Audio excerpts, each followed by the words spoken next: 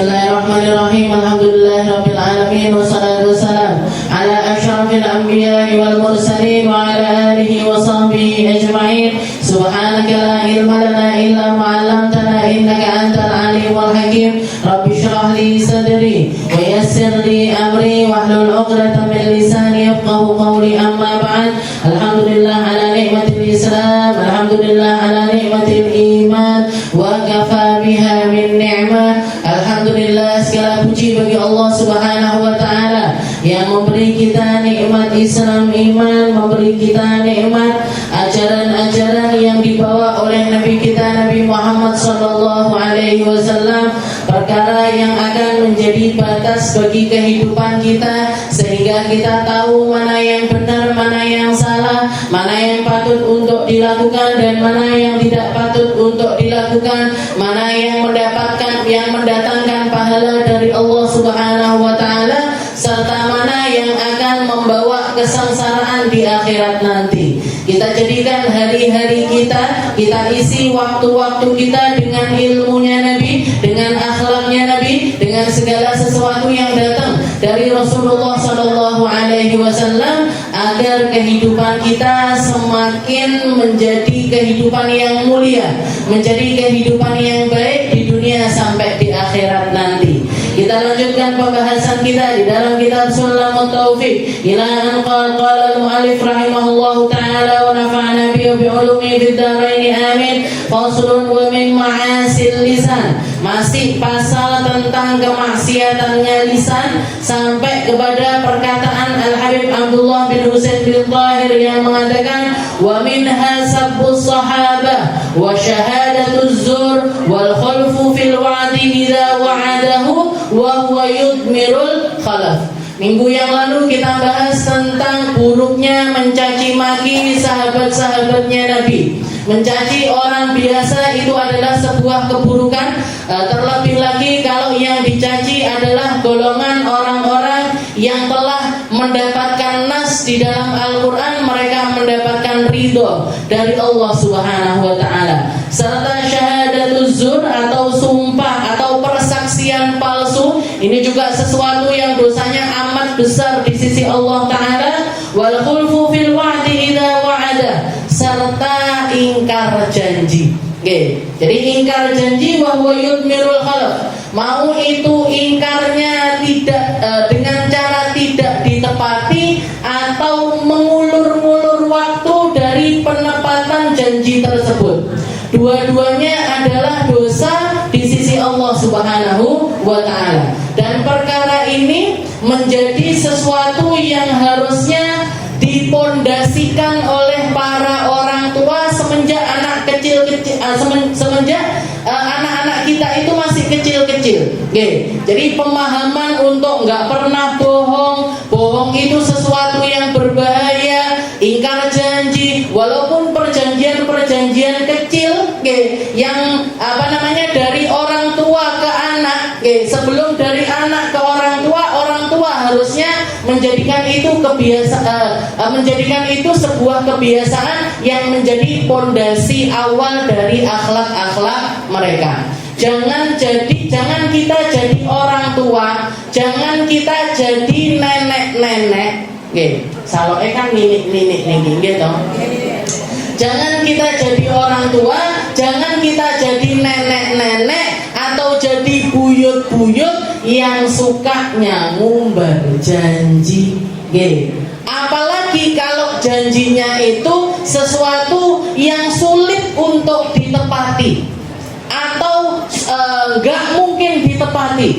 Sesuatu yang nggak mungkin ditepati atau sesuatu yang sulit untuk ditepati, maka sebaiknya kita tidak menjadikan yang semacam itu sebagai sebuah janji. Menjadikannya mimpi boleh, menjadikannya cita-cita boleh, menjadikannya keinginan boleh, tapi jangan dijadikan janji. Nini saking semangate nggone putune, cuk, apa? Cuk gitu. Cuk, kok nggak enak? Duh, nanti kalau dapat ranking 1 tak budalnya haji. Padahal anaknya masih TK. Jadi masih TK. Mantep ini di dalam pikirannya dia. Oh, nanti aku kalau ranking 1 TK ini, ranking 1-nya TK, dikasih haji aku sama nenekku. Sama nenekku nanti aku dikasih haji. Ini kan sesuatu yang sulit, walaupun bagus, walaupun sesuatu yang bagus, tapi kalau itu dijadikan sebuah janji, maka itu bisa berbahaya. Kenapa? Karena ketika kita sering menjanjikan, kok tak umroh nih, nanti tak hajikan, nanti tak kasih uang sekian, nanti tak belikan ini, nanti tak ajak ke sini dan lain sebagainya, dan itu menjadi berkali-kali terjadi pelanggaran di situ, seringkali terjadi ketidaktepatan di dalam janji tersebut yang terserap di dalam memori anak-anak kita, yang masuk di dalam alam bawah sadarnya mereka. Oh, berarti janji-janji kita popo meskipun nggak ditepati. Nah, ini yang bahaya. Nah, yang bahaya ya kejadian yang semacam ini. Jadi kalau misalkan kita ngasih mereka motivasi nggak apa-apa. Ngasih mereka motivasi nggak apa-apa. Nah, doain nenek punya uang banyak ya, nanti kita berangkat haji bareng-bareng, insya Allah.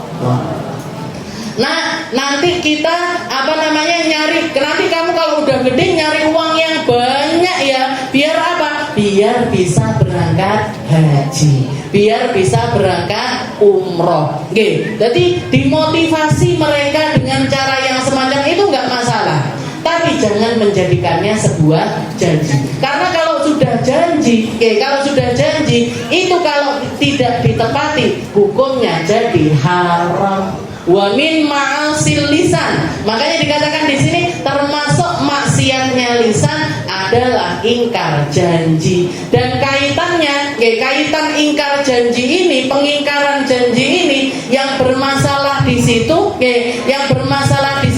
adalah kadar keimanan dari hamba tersebut.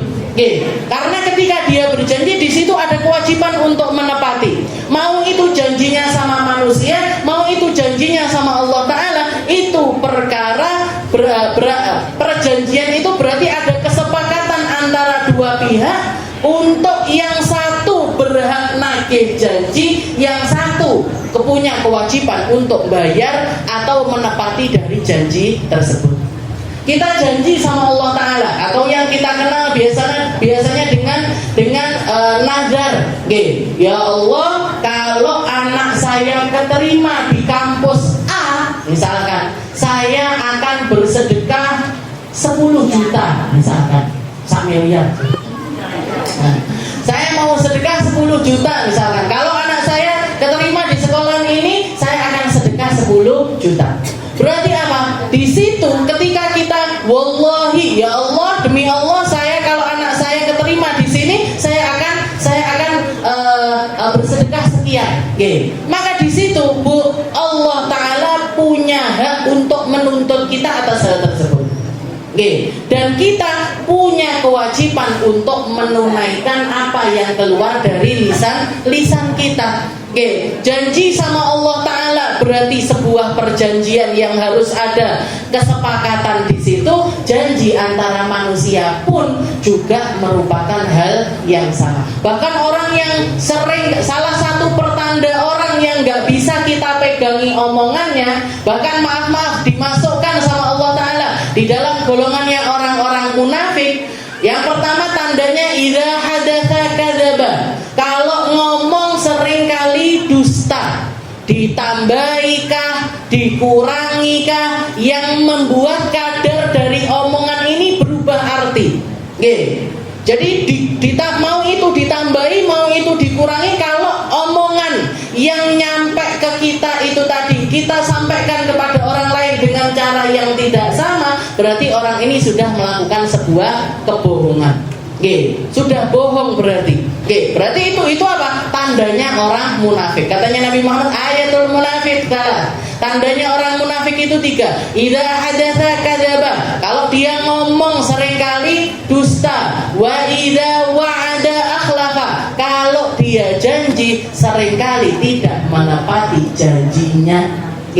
Dan yang terakhir, wa idza tumina khana, kalau dikasih amanah dia berkhianat dengan amanah tersebut. Jadi ini termasuk tanda keimanan seseorang. Kalau kita itu janji dan tepat dengan janji kita, kalaupun misalkan ada sesuatu yang butuh dirubah dari perjanjian tersebut, kita melakukannya dengan kesepakatan baru, bukan dibiarkan begitu saja, enggak, tapi bikin kesepakatan baru. Nah, yang kita gadaikan di situ apa? Yang kita gadaikan adalah keimanan kita. Ketika orang tepat janji, dia orang iman yang sebenar-benarnya iman. Tapi kalau seringkali ingkar janji, masuk di dalam golongannya orang munafik. Apalagi zaman sekarang itu buat koordinasi itu digampangkan sama Allah Ta'ala wasilah-wasilahnya. Jenengan punya utang misalkan, jenengan ngutang, Bu Nur misalkan ngutang sama saya, atau enggak, saya aja ngutang sama Bu Nur. Saya ngutang sama Bu Nur misalkan, Bu Nur, di perjalanan ini nggak bawa dompet, nggak bawa duit, saya butuh untuk beli sesuatu, akhirnya ngutang, Bu Nur, saya utang ya, pinten saya 100.000, saya utang 100.000, dipinjemi sama Bu Nur, saya pakai belanja, nanti saya bayar setelah saya pulang ya, setelah kita pulang nyampe Tulungagung nanti saya bayar Bu Nur. Oh nggih bisa dah. Nah, nyampe Tulungagung sedino, rong dino, telung dino, sesasi nggih. Katanya Bu Nur kok ndak dibayar-bayar niki. Nggih. Maka apa yang perlu dilakukan di situ? Bu Nur punya hak untuk nagih. Ustazah katanya nyampe Tulungagung dibayar, kok nggak dibayar-bayar? Di situ dengan keadaan yang semacam itu iman saya sudah tergadaikan, Bu. Itu iman saya sudah dipertaruhkan di situ karena ternyata omongan dengan apa yang saya lakukan nggak sejalan. Nggak sejalan. Kalau kita pengen jadi orang yang benar, tetap lurus di dalam keimanannya, gimana? Begitu nyampe, misalkan belum bisa bayar, bikin perjanjian kedua. Begitu nyampe di Tulungagung ketemu saya misalkan di Majelis Kemis ketemu, saya sama Bu Nur. Nanti saya mulai omongan, Bu, ngapunten, kok saya belum bawa duit. 2 hari lagi ya Bu, atau minggu depan ya Bu, ketika Majelis Kemis depan saya bayar utang saya. Berarti apa? Ada perjanjian di atas perjanjian. Ada perjanjian di atas perjanjian. Perjanjian yang pertama itu bisa dianggap batal atau berkurang kadarnya, terjadi perjanjian kedua. Nah ini di perjanjian kedua ini yang harusnya saya benar-benar harus menunaikan dari apa yang memang wajib untuk saya bayarkan. Nah seperti itu. Jadi yang namanya janji itu nggak boleh kita macak ndak roh-roh, pura-pura lupa, macak orang kenal, koyok ndak enek beban, ditagih nesune 2 kali lipat daripada yang nagih. Nah ini piye? Bukan cuma tergadai itu imannya, kedol Bu sampunan. Bukan cuma digadaikan aja, bukan cuma dipertaruhkan, berarti iman kita wes ilang, wes digondol wewe bisa. Nggak punya iman ini orang. Kenapa? Karena antara yang dia ucapkan dengan apa yang dia lakukan sangat-sangat tidak sejalan. Nabi Muhammad SAW sama orang kafir sekalipun, kalau sudah bikin perjanjian sama orang Yahudi, sama orang non-Muslim, sama orang kafir yang memerangi beliau atau melakukan tindakan-tindakan yang buruk kepada beliau ataupun juga kelompoknya Nabi, itu Rasulullah SAW nggak pernah mau ingkar janji. Kalau sudah perjanjian itu ditandatangani, maka beliau nggak akan pernah mengingkari ataupun melepaskan perjanjian tersebut begitu saja. Ketika perjanjian Hudaybiyah, kisah yang terkenal sekali. Di perjanjian Hudaybiyah itu kan Rasulullah mimpi. Rasulullah itu sebelum jadi beliau itu saking kangennya ke Mekah, saking kangennya untuk tawaf di Ka'bah, beliau sudah nahan sekitar 5 tahun, 6 tahun nggak berkunjung ke Mekah. Beliau itu kangen sekali ke Ka'bah, pengen pengen umroh, pengen berangkat umroh setelah sebelumnya terjadi perang Badar, perang Uhud, perang Khandaq. Rasulullah itu kangen banget ke Ka'bah, pengen umroh. Mimpi sampai ke bawa mimpi. Akhirnya begitu beliau sering mimpi tawaf, beliau bangun tidur ngajak umat muslim, ngajak istri-istrinya, ngajak orang-orang Madinah, yo kabeh budal umroh. Ayo semuanya berangkat umroh. Katanya para sahabat, bawa senjata apa enggak ya Rasul? Bawa aja buat jaga-jaga di jalan. Bawa bekal? Iya. Nanti kita sampaikan sebelum nyampe ke Mekah, kita sampaikan kalau kita ini nggak niat nyerang Ka'bah, kita nggak niat untuk nyerang orang-orang kafir, tapi kita murni datang ke sana untuk ihram. Berangkat sampai ke tempat mikot, sampai ke Bir Ali, itu semua orang Madinah wes belu-belan kayak ihram, Bu. Sudah niat ihram, sudah niat umroh, sudah yang laki-laki sudah pakai kain putih-putih, bawa kambingnya mereka sendiri-sendiri, untuk disembelih dan lain sebagainya. Jaga-jaga kalau misalkan umroh batal itu, misalkan ada pelanggaran itu kan, orang zaman dulu itu seperti itu, nggak kayak kita umroh wes pokoknya diurusi travel, wes orang delok kambingnya kaya apa, sing disembelih kaya apa kan nggak melihat, dan juga nggak persiapan, golek umrohnya batal apa nggak sah, harus dapat denda dan nggak mikir. Kalau zaman dulu semuanya dipersiapkan, karena orang kalau punya pelanggaran umroh, itu kan harus nyembelih kambing. Kayak misalkan nggak sengaja atau dengan sengaja rambutnya dirontokin atau pakai wangi-wangian. Nah, ini kan hukumannya kan beleh kambing. Nah, jadi para sahabat itu sudah bawa kambingnya masing-masing. Dibawa berangkat. Rasulullah nyuruh utusan untuk pergi ke Mekah duluan untuk menginformasikan ini orang-orang Madinah berangkat ke Mekah bukan untuk nyerang Mekah tapi untuk melaksanakan umroh.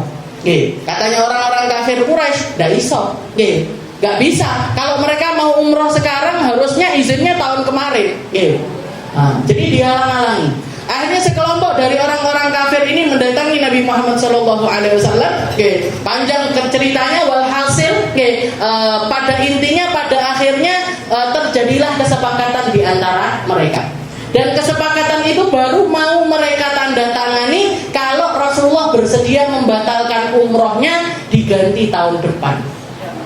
Itu orang-orang Madinah itu ngambul kabeh, Bu.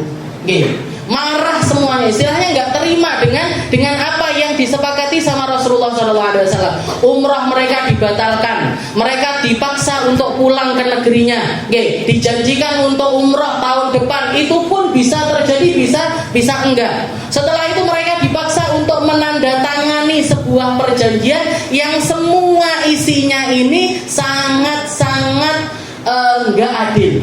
Isinya ini semuanya berpihak kepada orang kafir, enggak berpihak kepada umat muslim. Di antaranya selama 10 tahun tidak boleh terjadi peperangan antara orang Ansor, antara orang Madinah dengan orang Mekah. Yang ada di bawah perjanjian ini adalah suku ini. Yang kubunya orang Quraisy, suku ini. Setelah itu juga ada perjanjian yang paling nggak masuk akal, itu perjanjian kalau misalkan ada orang Mekah datang ke Madinah dan dia sudah ada di dalam agamanya Nabi Muhammad SAW sekalipun, tetap harus dibalik neneng Mekah.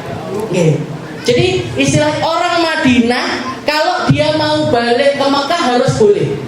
Tapi orang-orang Mekah yang mau berangkat ke Madinah harus ditolak. Harus ditolak. Itu perjanjian ditulis. Yang dari kubunya Nabi Muhammad SAW yang bagian nulis Sayyidina Ali bin Abi Thalib. Yang dari golongan orang kafir Quraisy yang bagian nulis namanya Suhail bin Amr.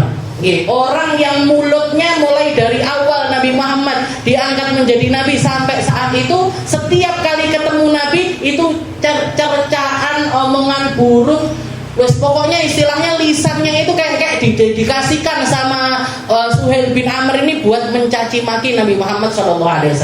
Jadi dari golongan orang kafir orang yang paling medeni. Yang dari golongan orang Muslim Sayyidina Ali bin Abi Thalib. Rasulullah bilang sama Sayyidina Ali, wahai Ali, uktub. Tulisan wahai Ali. Tulis apa ya Rasul? Pertama tulis Bismillahirrahmanirrahim. Ditulis Bismillahirrahmanirrahim. Katanya Sayyidina Ali bisa nulis. Disaksikan sama Suhail bin Amr. Uktub, setelah itu tulis min Muhammad Rasulillah. Min Muhammad Rasulillah, dari Muhammad utusannya Allah. Katanya Suhail bin Amr, wahai Muhammad, kami itu nggak percaya kalau kamu Rasulnya Allah. Gantinan kui tulisan, jangan kamu tulis min Muhammad Rasulillah, bal uktub Muhammad bin Abdillah, tulis aja Muhammad bin Abdillah. Katanya Nabi Muhammad, ya wes, busetkan wahai Ali, hapus Rasulillahnya, ganti bin Abdillah. Katanya Sayyidina Ali juga orang yang kendel. Beliau mengatakan, wallahi la amsah ya Rasul, demi Allah tidak akan tak busuk ini ya Rasul. Jenengan niku Rasulullah hakon, kenapa saya harus menghapus sesuatu yang saya yakini kebenarannya. Katanya Nabi Muhammad, hapusan. Katanya Suhail bin Amr, lah tidak mau hapus Ali, gak aku nanda tangani perjanjian. Jadi senjatanya dia itu. Senjatanya itu. Kalau enggak kamu lakukan, saya enggak mau menandatangani itu. Akhirnya dihapus. Rasulullah yang menghapus. Wahai Ali, tunjukin aja di mana tulisannya Rasulullah, nanti biar saya yang hapus. Ditunjukkan sama Sayyidina Ali, ini ya Rasulullah yang hapus tulisan Rasulillah itu tadi. Min Muhammad bin Abdillah. Ila kufar Quraisy, kepada jadi perjanjian ini antara Nabi Muhammad dengan orang-orang kafir Quraisy. Perjanjian satu, nggak boleh terjadi peperangan 10 tahun. Perjanjian kedua, orang-orang Mekah yang berangkat ke Madinah harus dikembalikan, orang-orang Madinah yang berangkat ke Mekah harus dibolehin. Perjanjian ketiga, pokoknya semuanya perjanjiannya isinya berat sebelah. Setelah Rasulullah tanda tangan di situ pakai stempelnya beliau. Suhail bin Amr tanda tangan juga di situ. Tanda tangan di kertas tersebut. Dikatakan ketika begitu perjanjian itu selesai, dari kejauhan lari Abu Jandal bin Suhail bin Amr. Anaknya Suhail bin Amr. Yang sudah masuk Islam. Dan selama dia itu nggak ikut hijrah, dipenjara sama bapaknya di rumahnya, tangannya dikerangkeng, kakinya dikerangkeng, dipasung di dalam rumahnya sendiri, seringkali diazab sama bapaknya. Ketika dengar Nabi Muhammad ada di perbatasan Mekah, dia itu melepaskan diri dengan sekuat tenaga, lari, nggak pakai alas kaki, bajunya compang-camping, nggak bawa bekalan apa-apa, sampai dikatakan di dalam hadis itu, ketika nyampe di tempat perjanjian itu, begitu nyampe Hudaybiyah, walamma alqa Abu Jandal dhahrahu ilal muslimin, dia langsung menjatuhkan punggungnya ini di antara orang-orang muslim. Seakan-akan menunjukkan wes kumpul karo wong Islam. Saya pasti akan diselamatkan sama Nabi. Saya pasti akan diselamatkan sama orang-orang muslim. Tapi sayangnya Abu Jandal ini datang begitu perjanjian itu selesai ditandatangani. Maka dikatakan Suhail ini ketika melihat anaknya dengan peluh, dengan luka di mana-mana, dengan rasa sakit, dengan perjuangannya untuk melepaskan diri dari penjara rumahnya sendiri, Suhail langsung berdiri, ditampar anaknya. Plak. Setelah ditampar, dia bilang sama Nabi Muhammad SAW, ya Muhammad, hadza awwalu man lazama 'alaika an turaddu 'alaina. Ini orang pertama yang harus kamu kembalikan ke Mekah. Ndak oleh ketut neng Medina. Kamu nggak punya hak untuk menyelamatkan dia. Katanya Abu Jandal, ya Rasul, saya sudah nyampe sini dengan perjuangan, dengan segala sesuatu yang sulit yang saya lakukan. Ini semuanya akan sia-sia kalau saya balik ke Mekah. Saya harus ikut jenengan ke Madinah. Saya harus ikut hijrah ke Madinah. Katanya Suhail, kalau kamu bawa dia ke Madinah, wahai Muhammad, saya nggak mau tanda tangan. Saya nggak mau tanda tangan perjanjian ini. Istilahnya perjanjian ini kita batalkan aja, tak sobek kertasnya. Katanya Rasulullah, satu aja loh, ini aja, anakmu ini aja tak bawain. Istilahnya, jadi masih dinyang sama Nabi. Rasulullah bikin negosiasi di situ, tapi buntu, nggak dapat jalan keluar. Maka Rasulullah SAW bilang sama Abu Jandal, ya Abu Jandal, irji ila Makkah, kembali aja kamu ke Makkah. Wallahu mukhrijun lak, semoga Allah Ta'ala ngasih kamu jalan keluar atas apa yang terjadi. Abu Jandalnya sudah nangis, geruk-geruk, istilahnya nggak mau balik ke Mekah, nggak mau balik ke Mekah, tapi nggak diterima di Madinah. Katanya Nabi Muhammad, isbir, sabaro kamu, karena perjanjian ini sudah terlanjur dituliskan. Maka dikatakan Rasulullah akhirnya putar balik ke Madinah. Dikatakan ketika mau balik, otomatis kan ihramnya harus dibatalkan. Kan sudah ngambil ihram, ngambil mikot. Otomatis ihramnya harus dibatalkan. Rasulullah bilang sama orang-orang Ansor, sama orang-orang Madinah, "Yuk kabeh tahallul semuanya, yuk." Ayo semuanya dipotong tangan, potong rambut semuanya. Katanya orang nggak ada yang nuruti perkataannya Nabi. Jadi Rasulullah bilang, "Ayo potong rambut semuanya," menang kabeh. "Ayo hewannya disembelih semua," menang kabeh. Gelo, istilahnya coba jenengan sudah nyampe ke bandara Jeddah, ujuk-ujuk sama petugasnya disuruh pulang. Ini kan loro banget di dalam hati. Jadi Rasulullah bilang, "Ayo semua keliling dari satu kemah ke kemah yang lainnya, dari satu suku ke suku yang lainnya, dari satu kelompok ke kelompok yang, ayo semuanya potong rambut." Disingkuri kabeh Rasulullah. Ayo semuanya ini nyembelih kambing. Gak ada yang mau. Gak ada yang mau. Bahkan dikatakan yang paling ekstrim waktu itu Sayyidina Umar bin Khattab. Sayyidina Umar itu mendatangi Nabi Muhammad SAW sambil mengatakan, "Ya Rasul, alasta Rasulullahi haqqan." Katanya Sayyidina Umar, ya Rasul, bukankah jenengan ini benar-benar Rasulullah? Katanya Rasulullah, "Bala, iya, saya Rasulullah." Setelah itu katanya Sayyidina Umar, ya Rasulullah, "Alaisa idza qutilna," wahai Rasul, bukankah kalau misalkan kita mati, kita akan masuk surga? Kalau mereka mati, mereka akan masuk neraka? Katanya Nabi Muhammad, "Iya."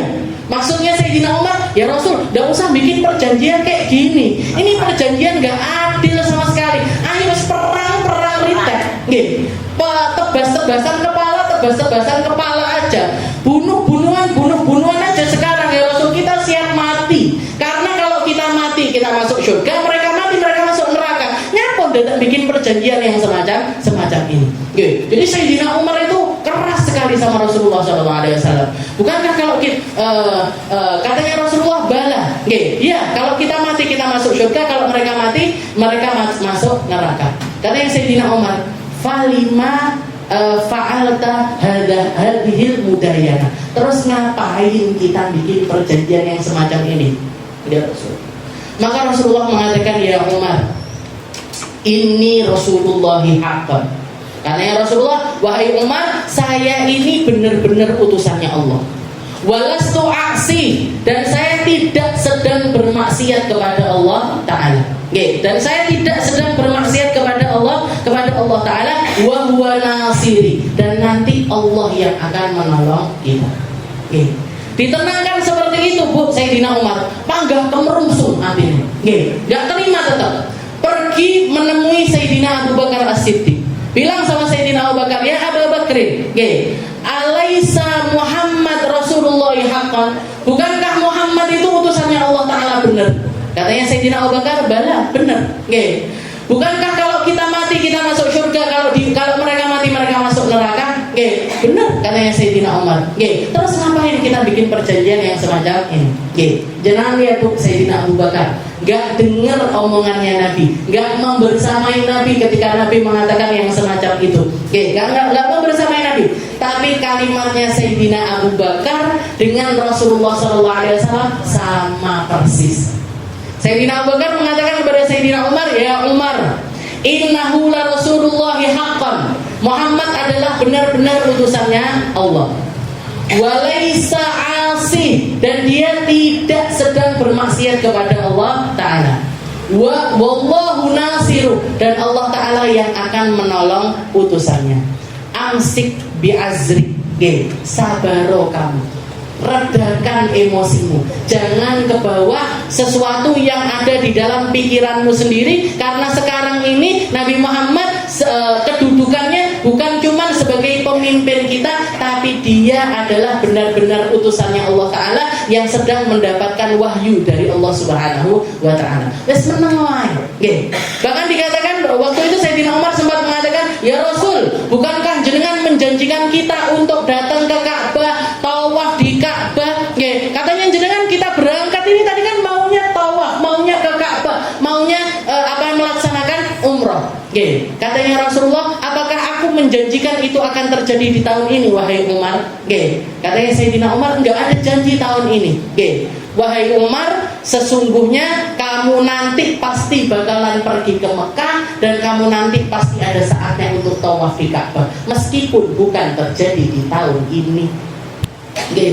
Dijelaskan sama Rasulullah SAW semacam itu. Nah, sedangkan Abu Jandal ini tadi di Mekah ditolak, istilahnya harus dikembalikan ke Mekah. Di Madinah dia juga nggak bisa ikut sama Nabi Muhammad SAW. Akhirnya dikatakan Abu Jandal ini memilih untuk nggak mau balik ke Mekah, tapi juga nggak bisa berada di Madinah. Jadi dia memilih untuk tinggal di perbatasan antara Mekah sama Madinah. Jadi apa? Nggih, jadi gelandangan. Nggih. Jadi gelandangan, nggak bikin rumah-rumah sendiri, makan dari apa yang dia dapatkan di situ. Nggih. Dan karena keadaan ekonomi yang sulit, dia memutuskan jadi perompak. Nggih. Jadi begal kalau sekarang. Nggih, enek wong liwat, duitnya dijarah, hartanya diambil, makanannya diambil. Nah, setelah itu dikatakan ini terkenal ini Abu Jandal jadi begal di tengah-tengah antara orang Mekah sama orang Madinah. Bahkan dia bikin pasukan orang-orang yang senasib sama Abu Jandal, orang Mekah yang pengen masuk Islam tapi nggak bisa. Di Mekah mereka harus kembali ke Mekah, tapi mereka nggak mau kembali ke Mekah, mau berangkat ke Madinah nggak bisa. Akhirnya ngumpul di tempat itu 1, 2, 3, 4 sampai jadi kumpulan yang banyak. Jadi kumpulan yang banyak, ada lebih dari 50 orang yang terkumpul di daerah itu, terkenal jadi daerah yang rawan. Wong liwat mesti dibegal, orang lewat pasti dirampas hartanya. Akhirnya orang-orang Mekah sendiri yang menemui Nabi Muhammad SAW sampai mengatakan, "Ya Muhammad, aku lepas tangan. Ini urusan ini, begal ini urusan." Mereka ini kaku, nggak mau balik ke Mekah, tapi karena perjanjian mereka nggak boleh masuk ke Madinah. Wes sampai pernah wong-wong ini masukkan mereka ke negeri Madinah. Jadi kalaupun misalkan perjanjian itu ada kelonggaran atau terjadi perubahan, itu bukan didasari oleh inisiatifnya Nabi Muhammad SAW. Itu datang dari keinginannya orang kafir Quraisy sendiri. Dan ternyata efek dari Sulhul Hudaybiyah tersebut dikatakan dalam kurun waktu 2 tahun. Dalam kurun waktu 2 tahun, ketika Rasulullah berangkat untuk umroh itu, yang dibawa dari pasukannya Madinah, orang-orang Madinah yang dibawa Nabi untuk umroh itu sebanyak 4.000 orang. Sebanyak 4.000 orang yang ikut umroh bersama Nabi tapi gagal. Tapi dikatakan di dalam 2 tahun, dalam 2 tahun perjanjian tersebut yang akhirnya batal, akhirnya terjadi Fathu Makkah. Pasukan yang dibawa sama Nabi untuk berangkat Fathu Makkah itu sebanyak 10.000 orang. Jadi 2 kali lipat lebih orang yang masuk Islam di dalam waktu kurun 2 tahun dibandingkan dakwahnya Nabi yang lebih dari 17 tahun. Rasulullah dakwah lebih 13 tahun di Mekah, ditambah dengan di Madinah itu sekitar 7 tahun, jadi 20 tahun. 20 tahun dakwahnya Nabi kalah dengan perjanjian Hudaybiyah yang 2 tahun itu. Jumlah umat muslim yang masuk Islam dalam waktu itu lebih dari 6.000 orang. Efek dari apa? Efek dari keamanan. Karena tidak terjadi, karena di dalam perjanjian itu kan nggak boleh ada peperangan selama 10 tahun. Akhirnya orang ngobrol ini jadi gampang.